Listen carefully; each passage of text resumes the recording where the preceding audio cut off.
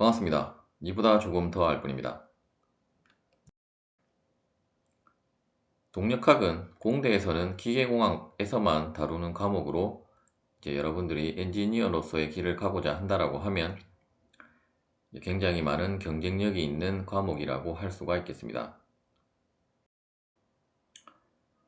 이번 영상은 문제로 마스터하는 동력학 첫 번째 영상으로 7점의 운동학에서 이제 직선 운동학에 대해 알아보도록 하겠습니다. 문제로 마스터하는 동력학은 이제 다음에 두 개의 교재를 선정을 하였고, 이제 왼쪽에 있는 교재를 이제 주 교재로 하고, 이제 오른쪽에 있는 교재를 이제 참고 교재로 해서 영상을 진행을 하도록 하겠습니다. 동력학의 구성에 대해 알아보도록 하겠습니다. 먼저 이제 고체 거동의 지배 방정식을 우리가 한번 살펴보면, 이제 다음에 보시는 것처럼 이제 관성력과 감쇄력 그리고 탄성력은 이제 외력과 같다라는 이러한 방정식으로 이루어져 있고, 이때 이제 m은 질량 그리고 x는 이제 어떤 물체의 위치를 나타내는 항이라고 보시면 되겠고, 따라서 이제 위치를 이제 두 번 미분한 항과 항은 이제 가속도가 되게 될 것이고, 이제 한 번 미분하면 속도, 그리고 이제 그냥 그 x는 이제 물체의 위치가 되겠고, 이제 혹은 이제 변이가 될 수도 있겠습니다. 우리가 이제 정력학이나 이제 재료학과 같은 어떤 정적인 문제는 이제 이러한 관성력과 감쇄력 항을 이제 제외하고, 이제 F는 KX라고 하는 이제 후크의 법칙을 사용을 해서 그, 그 물체의 거동을 해석을 했다라고 하면, 이제 우리가 이 모든 항들을 이제 고려를 하게 되면 이제 결국은 이제 동력학적 문제가 되게 되겠고, 이제 동력학도 우리가 이제 다음에 그 구성도를 보시면 다음에 보시는 것처럼 운동학과 운동력학 그리고 진동학으로 구성이 되게 되는데, 이때 이제 운동학이라고 하는 것은 이제 실제로는 이 수식과는 이제 관계가 없고, 즉 이제 힘은 우리가 고려를 하지 않고 물체의 이제 위치나 속도 그리고 가속도 등을 이제 살펴보는 학문이 운동학인데, 따라서 이제 이 지배 방정식과는 상관이 없는 부분이라고 보시면 되겠고, 이제 운동력학은 이제 이 고체 거동의 지배 방정식에 있어서 그 이제 감쇄력과 이제 탄성력을 제외한 이제 이 관성력에 대한 그 것을 이제 우리가 살펴보고자 할 때는 이제 운동력학이 되게 되고, 이제 이 모든 항을 다 이제 고려를 하게 되면 이제 진동학 문제가 되겠습니다. 결국 이제 그 mx2닷은 우리가 이제 뉴턴의 제2법칙인 그 F는 ma라는 공식과 동일하다라고 보시면 되겠고, 따라서 이제 운동력학에서는 이제 뉴턴의 제2법칙을 통해서 이제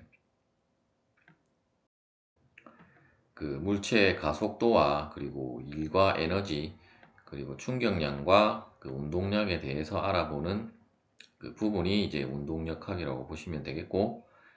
이제 진동학은 이제 그 우리가 진동학이라는 학문이 또 따로 있는데, 이제 그러한 그 학문처럼 자세하게 다루기보다는 이제 우리가 가장 간단한 어떤 진동학의 그 가장 기초가 되는 내용에 대해서 이제 다루는 부분이 되겠습니다. 또한 이제 지배 방정식에 있어서 우리가 F를 이제 우리가 동력학에서는 외령 그 강체이기 때문에 이제 외력만 표시를 하기는 했는데, 만일에 이제 내력까지 모두 이제 고려를 하게 되게 되면 이제 어떤 변형체 역학으로 넘어가는 부분이기 때문에, 이제 우리가 이제 동력학에서는 이제 외력만, 즉 이제 네트 폴스만 다루게 되겠습니다. 즉 이제 네트라는 말이 들어가면 이제 어떤 이제 주어진 힘들에 있어서 이제 그 힘들을 모두 더한 이제 그 결과에 대한 힘, 즉 이제 어떤 그 합력이나 혹은 이제 알짜 힘이라고 이제 보시면 되겠습니다. 또한 이제 동력학에서 다루는 물체는 우리가 앞서도 지금 설명드렸지만 내력은 다루지 않기 때문에 이제 강체역학이라고 보시면 되겠고, 따라서 우리가 이제 동력학의 그 내용의 구성은 이제 크게는 이렇게 구분이 되게 되고, 이제 물체를 다시 우리가 질점과 강체로 나누어서 이제 질점의 운동학, 질점의 운동력학을 다루고, 또한 마찬가지로 이제 강체도 강체의 운동학, 이제 강체의 운동력학을 다루고, 또한 이제 우리가 운동의 어떤 좌표계에 있어서 이제 1차원 직선 운동, 그리고 이제 평면 운동, 그리고 3차원 운동으로 이제 구분을 해서 이제 다루게 되겠습니다. 중력에 대해 알아보도록 하겠습니다. 중력은 우리가 뉴턴의 만유 인력 그 공식에 의해서 이제 그 만유 인력 F는 이제 중력 상수 G 곱하기 이제 어떤 두 개의 물체에 있어서 이제 서로 두 물체가 이제 서로를 잡아 당기는 힘을 우리가 만유 인력이라고 하기 때문에, 이때 이제 M1, M2는 이제 두 물체의 이제 각각의 질량이 되게 되겠고, 이제 R은 이제 두 물체 사이의 이제 거리가 되겠습니다. 이때 이제 그 중력 상수 G는 이제 다음의 값으로 그 정해진 상수 값이라고 보시면 되겠고, 이때 우리가 이제 그 역학 계산에 있어서는 이제 이 공식보다는 우리가 중력과 속도를 많이 사용을 하게 되게 되고, 따라서 이제 우리가 지구에 있어서의 중력과 속도 G는 이제 만유인력 상수 그 G 곱하기 지구의 질량을 이제 지구의 반지름의 제곱으로 이제 나눠준 값으로 정의를 하고 있습니다.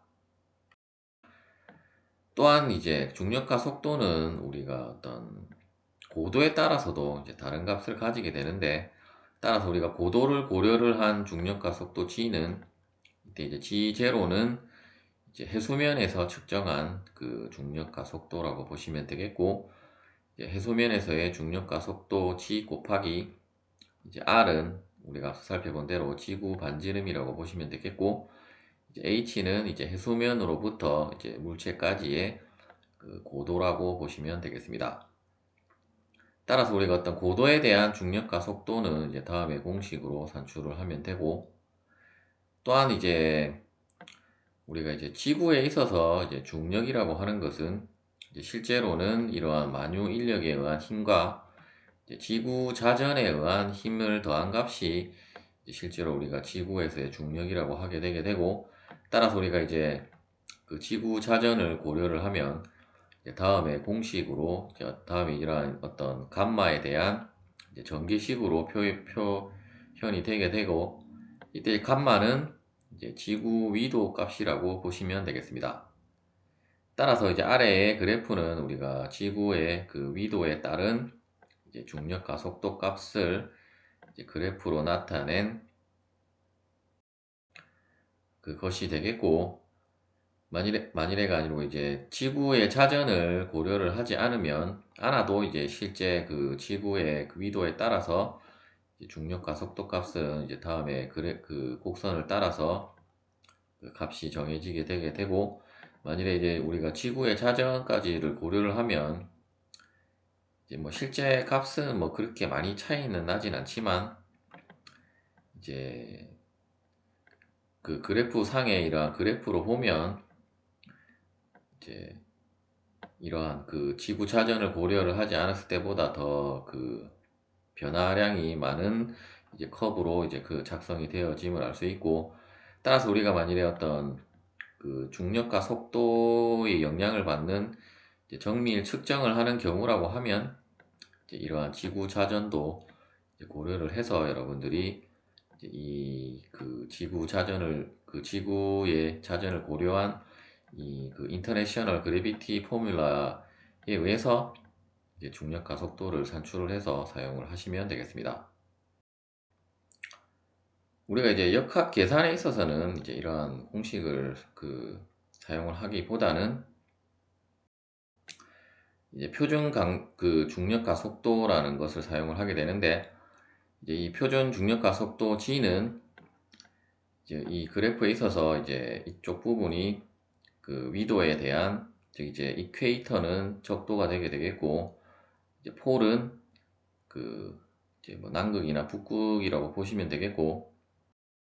이때 이제 표준 중력 가속도 G는 이제 위도가 45도인 지점에서 이제 해수면에서 이제 측정한 값이라고 보시면 되겠고, 그 측정 값은 우리가 SI 단위로는 이제 9.80665m/s 제곱이 되게 되고, 이제 그 인치 단위계로는 그 32.1740 ft/s 제곱이 되게 되고, 따라서 우리가 이제 소수점 셋째 자리에서 반올림을 해서 이제 다음에 값으로 이제 여러분들이 계산을 할 때는 이제 사용을 한다라고 보시면 되겠습니다. 위치, 변이, 거리, 속도, 속력에 대해 알아보도록 하겠습니다. 먼저 이제 위치라는 것은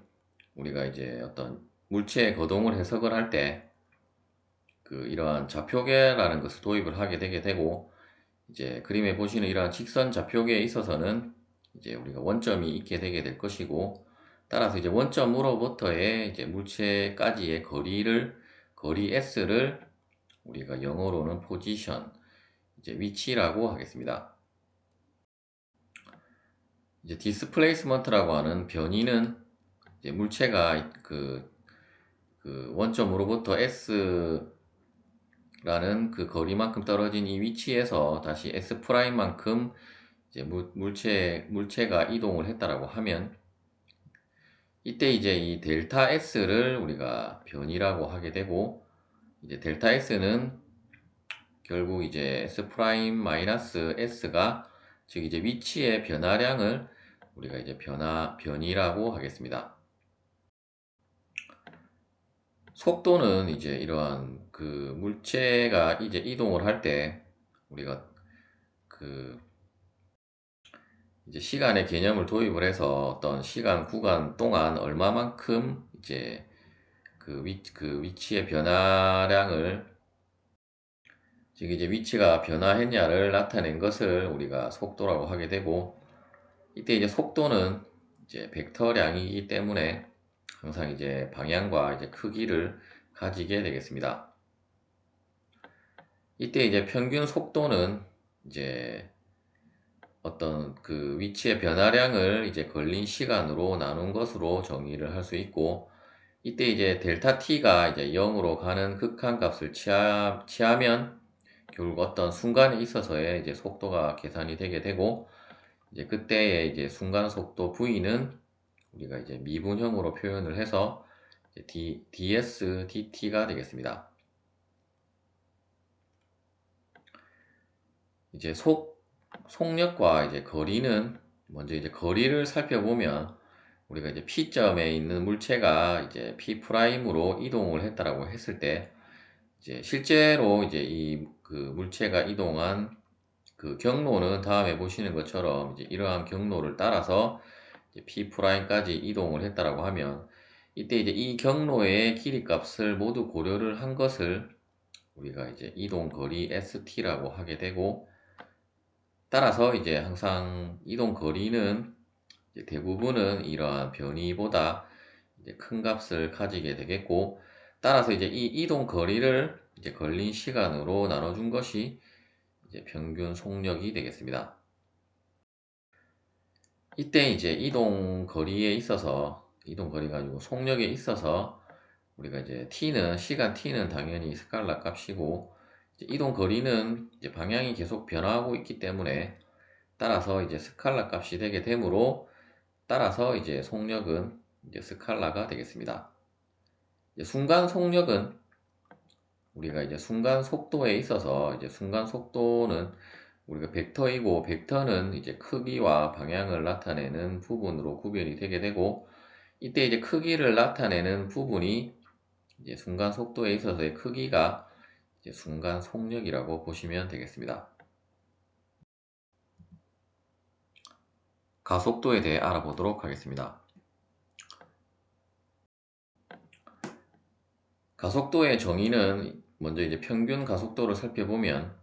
이제 어떤 시간 구간 동안의 이제 속도의 변화량을 이제 가속도라고 하게 되고, 이러한 가속도는 다음에 보시는 것처럼 이제 acceleration이라고 하는 속도가 점점 빨라지는 가속이 있고, 혹은 이제 증속이 있고, deceleration이라고 하는 이제 감속이 있겠습니다. 이때 이제 그 가속과 그 감속을 이제 구별하는 가장 큰 요인은 이제 속도도 벡터고 가속도도 벡터인데, 이때 이제 가속도의 방향과 속도의 방향이 이제 일치를 하게 되면 이제 증속이 되게 되겠고, 이제 속도의 방향과 이제 가속도의 방향이 반대가 되게 되면 이제 감속이 되겠습니다. 그 순간 가속도도 우리가 앞서 속도에서 살펴봤던 것과 마찬가지로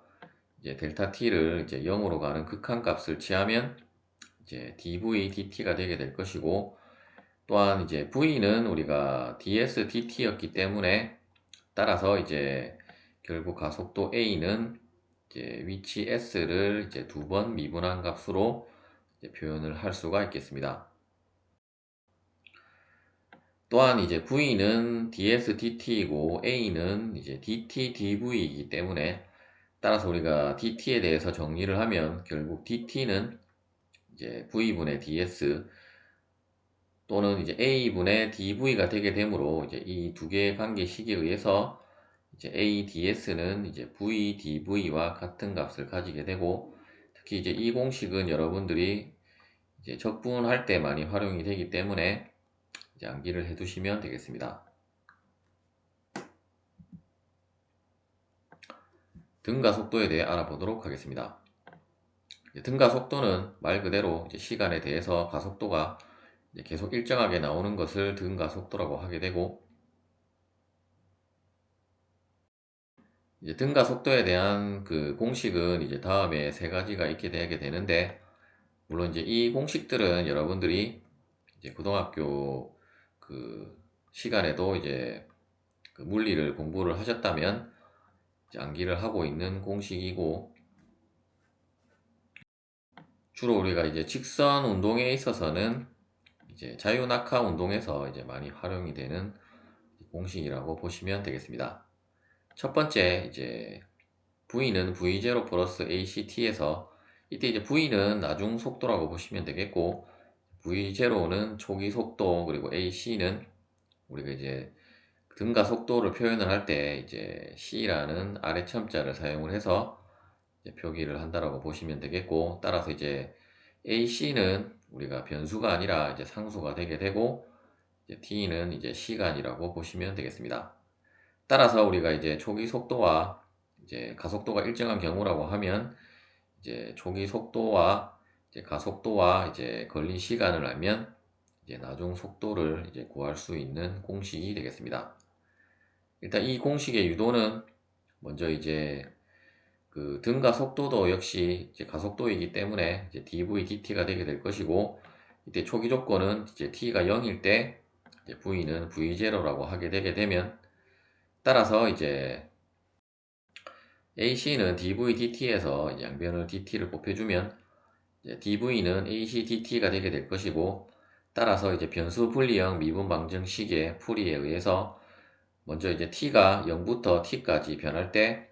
이제 t가 0일 때는 이제 v0라고 했기 때문에, 따라서 이제 속도 v는 v0부터 이제 v까지 이제 정적분을 하면 되게 되고, 따라서 이제 이 부분을 정적분을 하면 이제 v-v0가 되게 될 것이고, AC는 상수이기 때문에 적분기호 밖으로 나오고, 따라서 이제 이 부분은 적분을 하면 이제 t가 되게 되므로, 따라서 이제 이 공식이 성립을 하게 되겠습니다.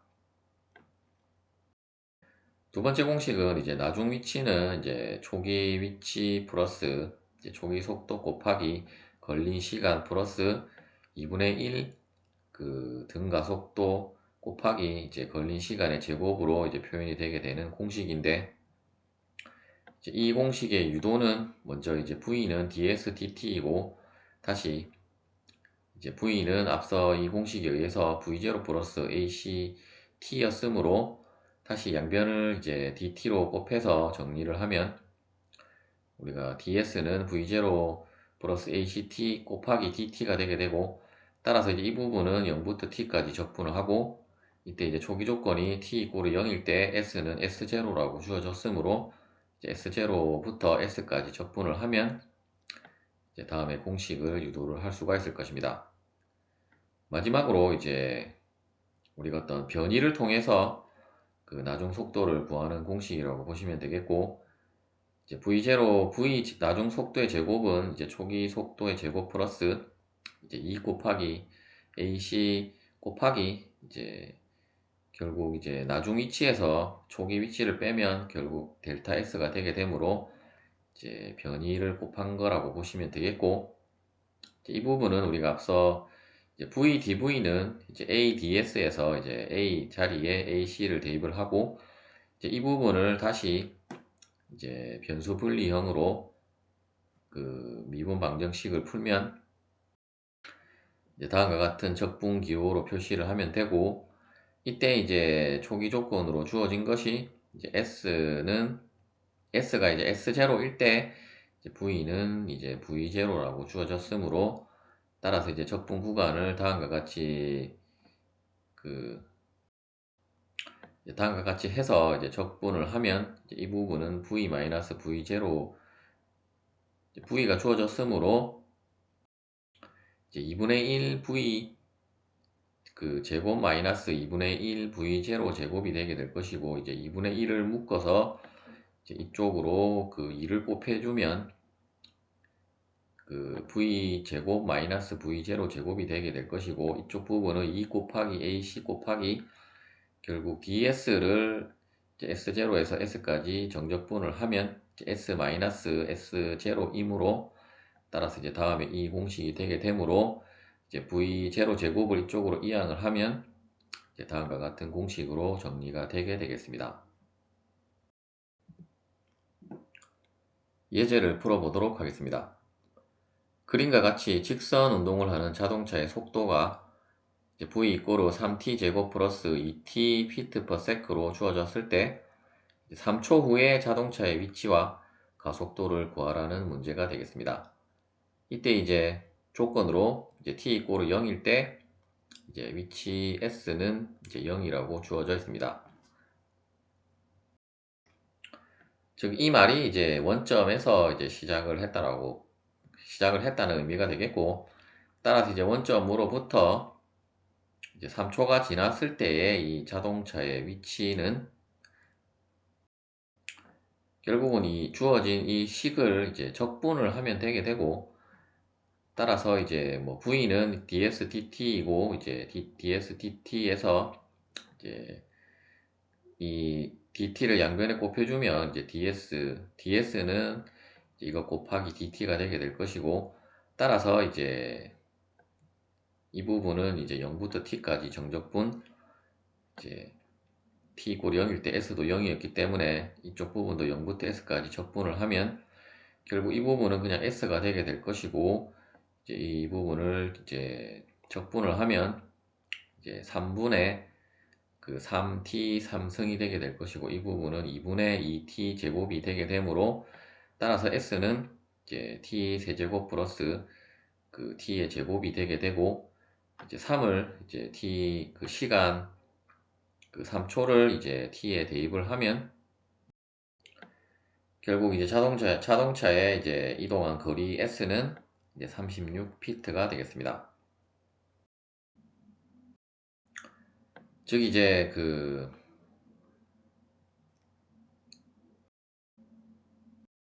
이제 0부터 시작을 했기 때문에 이제 제가 이동 거리라고 말씀을 드린 거고, 만일에 어떤 임의의 위치에서 출발을 해서 이제 그 위치가 됐다라고 하면 이제 변이가 되게 될 것입니다.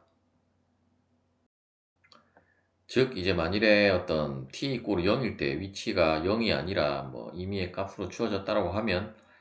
이쪽 부분에 이제 적분 기호에 있어서 이쪽 부분에 만일에 뭐 s 이꼬르 1이라고 하면 이쪽 부분에 0이 아니라 1을 대입을 해서 여러분들이 적분을 수행을 해서 그 계산을 하시면 되겠습니다. 가속도도 이제 V가 이제 이러한 식으로 주어졌다라고 하면 이 식을 미분을 해주면 이제 가속도에 대한 식이 되게 되고, 따라서 미분을 하면 이제 6t 플러스 2가 되게 되고, 이제 t 자리에 이제 3을 대입을 해서 계산을 해보면 그 이제 20피트 per sec 제곱이 되게 되고, 이때 이제 가속도는 앞서 말씀드린 대로 이제 마이너스 값이 나올 수도 있기 때문에, 즉 이제 방향이 반전이 될 수도 있기 때문에 이러한 방향을 이제 명확하게 하려면 이제 방향을 같이 표시를 하시면 되겠습니다. 두 번째 예제는 이제 등가속도 그 운동에 대한 예제가 되겠습니다. 그림에 보시는 것처럼 이러한 로켓가 이제 발사가 되어져서 이제 이 고도가 40m가 되는 지점에서 이제 엔진이 고장이 나서 이제 그때의 그 속도가 이제 75m/s로 이제 그 로켓이 이제 수직으로 상승을 했고, 이제 엔진이 고장이 나서 이제 추진력을 계속 발생을 할 수 없기 때문에 이제 점점 우리가 어떤 그 중력에 의해서 이제 속도는 점점 줄어들게 될 것이고, 이때 이제 최대 고도에 가면 결국 이제 속도는 0이 되게 되어서 이제 아래로 이제 자유낙하를 하게 되는데, 이때 이제 문제는 이제 이 최대 도달 높이를 이제 구하고, 그 이때 이제 자유낙하를 해서 이제 지면에 이제 부딪히기 직전에 있어서의 그 속력을 구하라는 문제가 되겠습니다. 그리고 이제 공기 저항과 그 공기 저항은 무시를 하고, 이제 중력과 속도는 고도에 상관없이 이제 다음의 값으로 이제 일정하다라고 주어져 있으므로 이제 우리가 어떤 등가 속도 운동임을 알 수 있고, 따라서 우리가 등가 속도 운동일 때는, 특히 이제 직선 운동일 때는 우리가 앞서 살펴본 세 가지 공식 중에서 먼저 이제 그 나중 위치를 구하라는 공식을 이제 그 위치에 대한 공식은 이제 두 가지가 있었는데, 일단 그 속력과 이제 가속도가 주어져 있고, 이제 초기 그 위치가 이제 주어져 있기 때문에 이제 최대 높이는 이제 다음에 공식을 사용을 해서 우리가 계산을 하면 되겠고, 이때 이제 VB는 이제 최대 그 고도에 도달했을 때 속도가 되겠고, VA는 이제 엔진이 고장 났을 때에 이제 로켓이 이제 그 상승하고 있는 속도였기 때문에 이제 각각의 값을 대입을 해주면 되겠고, VB는 일단 0이 되겠고, VA는 이제 75를 이제 대입을 해주시면 되겠습니다. 그리고 SB를 우리가 모르기 때문에 이제 SB는 변수로 두고, SA는 우리가 원점은 이제 지표면에서부터가 원점이기 때문에 시작 지점을 물론 이 원점으로부터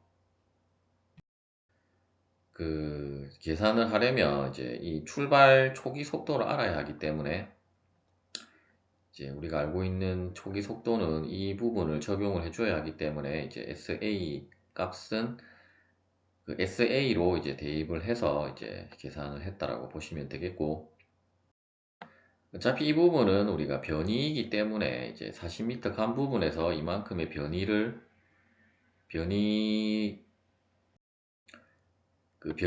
우리가 대입을 하는 것이기 때문에, 따라서 이제 지면에서 만약 출발을 했다라고 하면 결국 그냥 변이 값은 SB가 되게 될 것이고, 이 출발할 때에 이제 속력만 알면 이제 이 공식을 활용을 해서 지표면에서 발사됐을 때도 여러분들이 이제 이쪽 그 최대 고도 SB를 이제 구할 수 있게 될 것입니다. 따라서 이제 각각의 값을 대입을 해서 이제 SB에 대해서 정리를 해서 계산을 해보면 이제 최대 높이는 327m가 되겠습니다. 이제 지표면에 도달하기 직전에 이제 시점에서의 충돌하기 직전의 시점에서의 속력을 VC라고 하게 되면 VC의 제곱은 VA의 제곱 플러스 이제 2 곱하기 AC. 이때 이제 변이는 이제 이 두 개의 구간에 있어서의 변이이기 때문에 따라서 이제 이쪽 C점은 고도가 0이고 A점의 고도는 40m이기 때문에 0 빼기 40이 되게 되어서 일단 이제 마이너스 값이 되게 되고, 또한 우리가 이렇게 위로 올라갈 때 항상 중력과 속도의 방향은 반대이기 때문에 이제 마이너스로 이제 해서 이제 들어간다라고 보시면 되겠습니다. 따라서 이제 계산을 해보면 이제 마이너스 80.1m가 되게 m/s가 되게 되고, 이때 이제 위쪽 방향을 우리가 통상적으로 플러스라고 했기 때문에 이제 마이너스가 나오면 이제 아래 방향으로 속력이라고 보시면 되겠고, 따라서 이제 VC는 이제 속도는 이제 방향까지 고려를 하기 때문에 이제 속도 VC는 이제 이러한 아래 방향으로 향한다라고 방향을 표시를 하면 이제 마이너스 부호는 이제 생략을 해도 되겠습니다. 이제 부호에 대해서 다시 한번 말씀을 드리면, 일단 여러분들이 먼저 이 그 문제를 해석할 문제에 대해서 이제 좌표계를 설정을 해서 이제 위쪽이 플러스고 오른쪽이 플러스다라는 것을 이제 명확하게 표시를 하고, 이제 어떤 사람은 아래쪽이 플러스, 아래 방향을 플러스, 뭐 왼쪽 방향을 플러스라고 할 수도 있지만, 우리가 통상적으로는 윗방향을 플러스, 오른쪽을 플러스로 해서 이제 문제를 풀기 때문에, 따라서 이제 중력과 속도 같은 경우는 항상 아래 방향으로 작용을 하므로 이제 마이너스 9.81로 들어가게 되게 되고, 또한 이제 원점 같은 경우도 만일에 이쪽을 원점으로 했다라고 하면 이쪽으로 가면 마이너스가 되게 될 것이고, 지표면을 원점으로 했다라고 하면 이제 다 위로 향하고 있기 때문에 이제 위치에 대한 그 부호는 항상 이제 플러스가 되게 되고, 또한 이제 S는 위치이기 때문에 이제 플러스 마이너스라는 개념은 없고, 물론 이제 원점을 어디로 잡았느냐에 따라서 이제 위치도 이제 플러스 마이너스 부호가 붙을 수는 있는데, 이제 원칙적으로는 이제 벡터량으로 보는 것이 아니라 이제 델타 S가 이제 벡터가 되는 것이고, 이제 위치는 우리가 통상적으로는 이제 그 직선 운동에 있어서는 그냥 스칼라로 취급을 하셔도 되겠습니다. 하지만 이제 2차원, 3차원으로 가면 위치에 대한 것도 우리가 위치 벡터라는 것으로 표현을 하기 때문에 이제 그러한 경우에 있어서는 이제 부호뿐 아니라 각각의 어떤 축방향 성분으로도 이제 표현을 할 수가 있겠습니다. 일단 동력학도 여러분들이 이제 정력학적인 기본 베이스가 있어야 제대로 공부를 할 수 있기 때문에, 만일에 이제 정력학적인 부분이 이제 기초적인 부분이 약하다라고 하시면 이제 동력학을 공부를 하시기 전에 정력학부터 먼저 공부를 하고 진행을 하시면 이제 동력학을 공부하는데 그 기초가 부족해서 그 어려운 점은 없을 것입니다. 그리고 이제 동력학에서부터는 우리가 미적분을 많이 활용을 하기 때문에 미적분학에 대한 그 기본적인 다항함수에 대한 미적분과 그리고 삼각함수에 대한 미적분 정도는 이제 여러분들이 기본적으로 공부를 하고 이제 동력학을 공부를 하시면 되겠습니다. 시청해 주셔서 감사합니다.